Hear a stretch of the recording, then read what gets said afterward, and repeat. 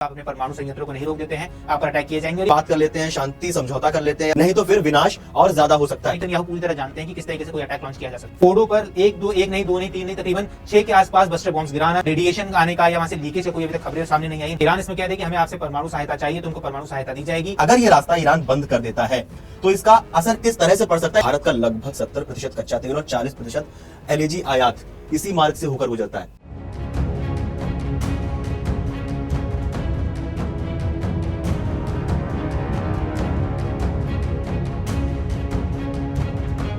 नमस्कार, मेरा नाम है मृत्युंजय और आप देख रहे हैं अमर उजाला।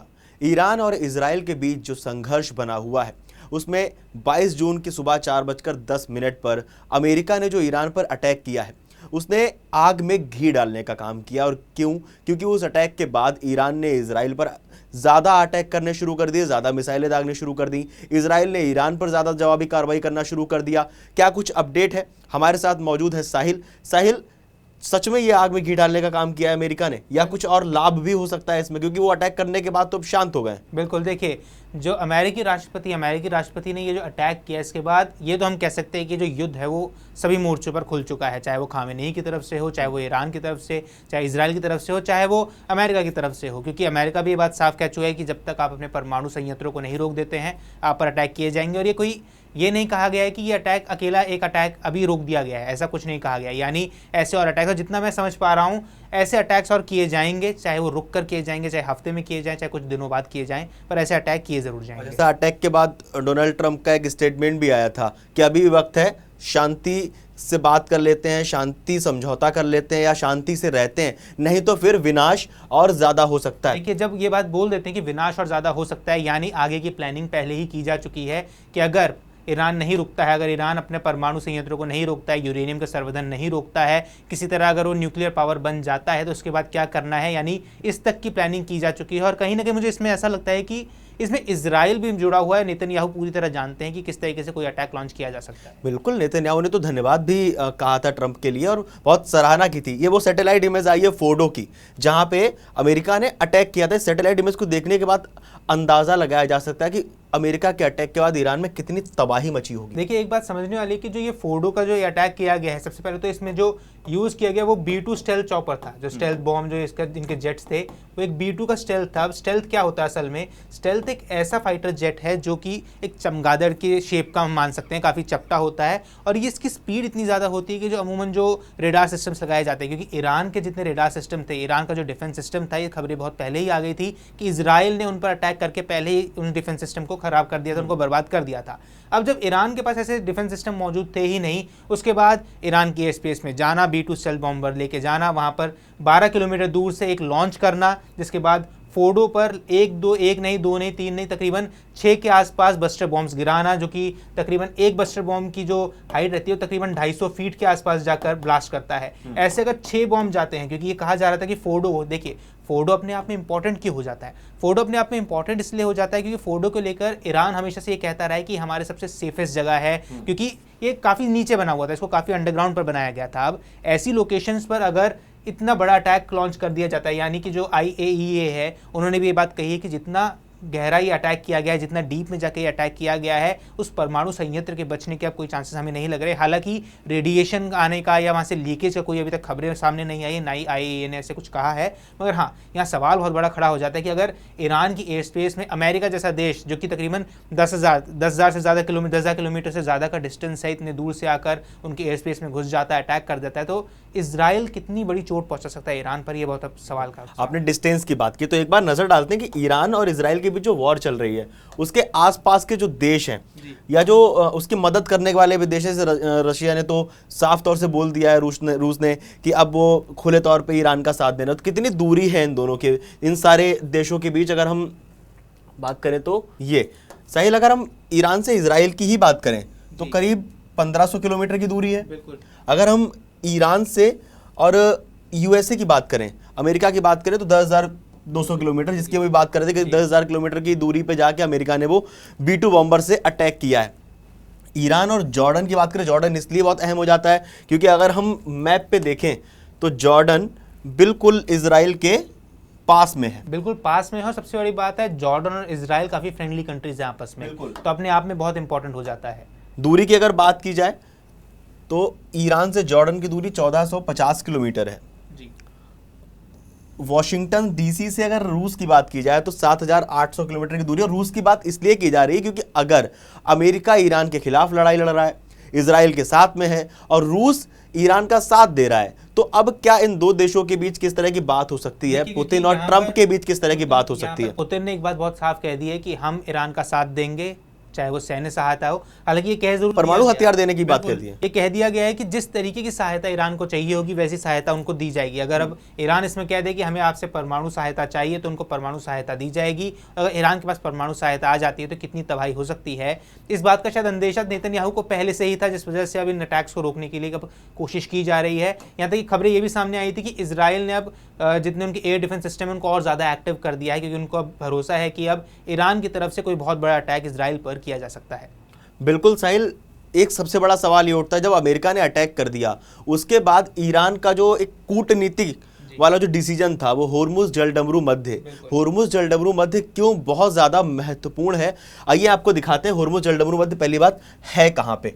तो ये वो जगह है जिसे स्ट्रेट ऑफ होर्मुज कहा जाता है। यहाँ से ईरान का जो तेल है वो पूरी दुनिया में जाता है और जब अटैक के बाद ये कहा गया कि ईरान अब इस रास्ते को बंद कर देगा, यानी ईरान का तेल जिस जिस दुनिया के देशों के पास पहुंचता है वहां तेल की कीमत बढ़ जाएंगी, वहां तेल की आपूर्ति कैसे होगी, क्योंकि जब ईरान एक्सपोर्ट ही नहीं करेगा, रास्ता ही बंद कर देगा, तो साहिल अर्थव्यवस्था पे कितना बड़ा असर पड़ेगा। अगर हम इसको समझें होर्मुज जलडमरू मध्य को, तो ये फारस की खाड़ी को अरब सागर से जोड़ने वाला संकीर्ण समुद्री मार्ग है। और अगर हम इसको मैप पे भी देखें, इधर पाकिस्तान आ गया, एशिया, यहाँ पे इंडिया, इधर ओमान की खाड़ी, दुबई, कतर, कुवैत, इराक, बीच में ईरान, बंदर अब्बास, और ये है होर्मुज जलडमरू मध्य। और ये वाला वो रास्ता है जिस रास्ते को ईरान बंद करने की बात कर रहा है। साहिल, अगर ये रास्ता ईरान बंद कर देता है तो इसका असर किस तरह से पड़ सकता है, इसका अंदाज़ा ना हम ऐसे भी लगा सकते हैं कि अगर अमेरिका के राष्ट्रपति डोनाल्ड ट्रंप ने पोस्ट करके ये कह दिया हो कि अगर तेल बंद हुआ तो उसका अंजाम बहुत बुरा हो सकता है। ये देखिए, everyone keep oil prices down, I am watching, you are playing right into the hands of the enemy, don't do it. यानी यहाँ पर सीधा डोनाल्ड ट्रंप ने एक चेतावनी दे दी है कि देखिए, क्योंकि अगर जैसे ही ये जो रास्ता बताया जा रहा है जो ट्रेड का जिसका इंपॉर्टेंट है होर्मुज जलडमरू मध्य, ये जो रास्ता है ये अपने आप में बहुत इंपॉर्टेंट हो जाता है। अगर हम मैप पे एक बार चलें तो मैप में हम इसको समझेंगे अगर ध्यान से, तो देखिए ये स्ट्रेट ऑफ हॉर्मुज जो है, स्ट्रेट ऑफ हॉर्मुज के आसपास कई देश आ रहे हैं। और यहाँ पर होगा क्या असल में, देखिए जो ईरान है, ईरान अपने आप में बहुत इंपॉर्टेंट हो जाता है क्योंकि ईरान की यहाँ से काफ़ी ज़्यादा नज़दीकी आ जाती है। अब यहाँ पर आ जाता है Dubai, UAE, Qatar, Bahrain, Kuwait, ठीक है। ऐसे देशों में क्या होगा असल में, जो ये वाला जो रीजन है, मोस्टली ये वाला जो रीजन है ये अपने आप में इंपॉर्टेंट हो जाता है। क्यों? क्योंकि यहाँ पर ये जितने छोटे छोटे छोटे पोर्ट्स दिख रहे हैं इनमें से तकरीबन 13 पोर्ट्स में से 7 के ऊपर ईरान का कब्जा है। कुछ पोर्ट्स पे हालांकि अब हो सकता है कि अब इसमें होने क्या वाला है असल में हम ये समझेंगे कि मान लीजिए यहाँ से कोई शिप आती है और वो कोई ट्रेड करना चाहती है। अब क्योंकि अगर आपको इन देशों तक जाना है, कोई किसी तरह का ट्रेड करना है, चाहे आपको ऑयल लेके जाना है, चाहे किसी भी तरीके का ट्रेड है, इस रास्ते को जैसे आप क्रॉस करने की कोशिश करेंगे आपको ये पोर्ट्स क्रॉस करने पड़ेंगे। दरअसल साहिल रास्ता ही यही है कि इधर से अगर कोई आएगा, अगर यहाँ इंडिया से बात करें, मुंबई से होते हुए अरब सागर से कोई आएगा तो उसे भी यहाँ से निकलना पड़ेगा होर्मुज जलडमरू मध्य से, इधर से भी कोई आएगा तो उसे भी यहाँ से इंपोर्ट एक्सपोर्ट के लिए निकलना पड़ेगा। अब अगर ईरान ये वाला रास्ता ही ब्लॉक कर देगा जिसकी बात कही है, ईरान की संसद में जो पारित हो गया, जो पास हो गया, इस रास्ते को बंद करने की मांग पास हो गया, अगर वो ये रास्ता ही बंद कर देगा तो चाहे दुबई की बात की जाए जो खुद तेल के लिए एक्सपोर्ट के लिए जाना जाता है, आयात निर्यात होता है, चाहे फिर जो और देश हैं, अगर उसमें हम चीन की बात करें, अमेरिका की बात करें, फ्रांस की बात करें, ब्रिटेन की बात करें, तमाम देशों की तरफ से ये कहा गया है कि अगर ये रास्ता बंद होता है तो इसका पूरी दुनिया की अर्थव्यवस्था पर बहुत बड़ा असर पड़ सकता है। एक बात और समझने वाली कि बंद होने का मतलब ये नहीं कि इसको प्रॉपर ब्लॉक कर दिया जाएगा। होगा ये कि मान लीजिए यहाँ पर छोटे छोटे पोर्ट्स लगाए गए और यहाँ पे छोटी छोटी शिप्स लगा दी जाती हैं। अब यहाँ से मान लीजिए कोई भी किसी भी कंट्री की कोई भी पोर्ट आ रही, किसी शिप आ रही है, यहाँ पर आती है अगर उस पर, क्योंकि देखिए ईरान ऐसे अटैक लॉन्च तो कर नहीं सकता है, तो क्या करेगा वो बैलिस्टिक मिसाइल करेगा, हाइपरसोनिक मिसाइल लॉन्च कर देगा। और मान लीजिए 3 से 4 अगर शिप्स को वो वहाँ पे डिस्ट्रॉय कर देता है तो कोई भी देश चाहेगा कि मैं उस रास्ते खतरा ना उठाऊं, और अगर जो भी खतरा उठाता है, जो देश खतरा उठाएगा तो क्या करेगा, उसका टैक्स वो बढ़ा देगा, और जैसे ही वो टैक्स बढ़ेगा पूरी दुनिया भर में हम देख सकते हैं कि इंसर्जेंसी बढ़ सकती है, दाम बढ़ सकते हैं, महंगाई बढ़ सकती है। और अगर एक बार महंगाई बढ़ गई तो हर चीज़ पर असर पड़ना शुरू हो जाएगा, चाहे वो युद्ध हो, क्योंकि अगर युद्ध होता है, युद्ध में आपको तेल भेजना है, आपको हथियार चलाने हैं, आपको टैंक चलाने हैं, उन टैंक्स के लिए आपके पास फ्यूल होना चाहिए, आपके पास ईंधन होना चाहिए, और ईंधन के लिए वो जो रास्ता है हम रोज़ जल डमरू मत देइए, अपने आप में बहुत इंपॉर्टेंट हो जाता है। बिल्कुल साहिल, एक सवाल जो लगातार हमारे दर्शक हमसे पूछ रहे थे, कल भी कमेंट बॉक्स में सवाल आया था कि भारत पे इसका क्या असर पड़ सकता है, तो हमारे यहाँ एक खबर लगी हुई है, उस पर साफ साफ लिखा है कि भारत का लगभग 70% कच्चा तेल और 40% एलएनजी आयात इसी मार्ग से होकर गुजरता है, और कतर अकेले भारत को लगभग 10 मिलियन टन एलएनजी की आपूर्ति करता है। अगर यहाँ कोई बाधा आती है तो भारत को दूसरे स्रोतों और मार्गों की तलाश करनी पड़ सकती है, जैसा और भी देशों को करना पड़ सकता है, इसी हम चर्चा कर रहे थे।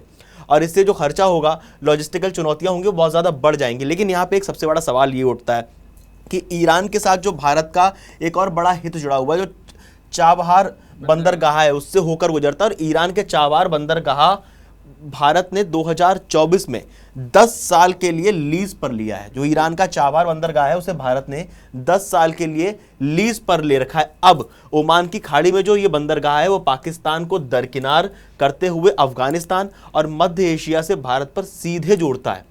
यानी अगर ये इस तरह की गतिविधियां होती हैं, ऐसी चीज़ें बनती हैं, तो भारत पे बहुत ज़्यादा असर नहीं पड़ेगा, क्योंकि भारत की ईरान के साथ भी अच्छी दोस्ती है। और जो चाबहार बंदरगाह है जिसको भारत ने 10 साल के लिए लीज पे ले रखा है, इसका प्रभाव भी पड़ेगा इस पूरे आयात निर्यात पे। देखिए, यहाँ पर समझने वाली सबसे इंपॉर्टेंट बात यह है कि तकरीबन 85 मिलियन डॉलर से ज़्यादा की यहाँ पे निवेश हो चुका है, इतनी प्रतिबद्धता जताई जा चुकी है, और इसका एक बार संचालन किया जाना बहुत इंपॉर्टेंट है। यहाँ पर बात अगर शुरू हो रही कि भारत के लिए कितनी बड़ी चिंता का विषय है, तो भारत के लिए चिंता का विषय उतना बड़ा ना हो, पर एक बात और कही गई कि लॉजिस्टिक्स का हमें बहुत ध्यान रखना पड़ेगा। क्यों? क्योंकि अगर आप दूसरा रास्ता चुनते हैं, किसी और रास्ते को आप चुन रहे हैं, तो आपको उस रास्ते के फिर वो टैक्स आपको देखने पड़ेंगे, और आपके पास कोई सीधा रास्ता रहेगा नहीं। अगर आपके पास सीधा रास्ता नहीं है, कोई चीज़ घूम के आ रही है, उसका टैक्स बढ़ेगा, उतना ही वो सामान आपके पास आने में देरी करेगा, तो उसका असर बहुत पड़ सकता है। बिल्कुल साहिल, बहुत बहुत धन्यवाद आपका सारी जानकारी हम तक पहुंचाने के लिए। आप लोगों को क्या लगता है इस वीडियो को देखने के बाद, हमें कमेंट करके ज़रूर बताएं। ईरान और इजराइल के बीच जो तनाव बना हुआ है, अमेरिका ने जो अटैक किया है, रूस ने यहाँ तक कह दिया कि हम परमाणु समर्थन देने के लिए भी तैयार हैं। क्या लगता है आपको, ये जो ईरान और इजराइल की लड़ाई है, क्या ये तीसरे विश्व युद्ध की ओर जा रही है? क्या ये तीसरे विश्व युद्ध की आहट है? हमें कमेंट करके ज़रूर बताएं, और देश और दुनिया की तमाम बड़ी खबरें जानने के लिए देखते रहिए अमर उजाला।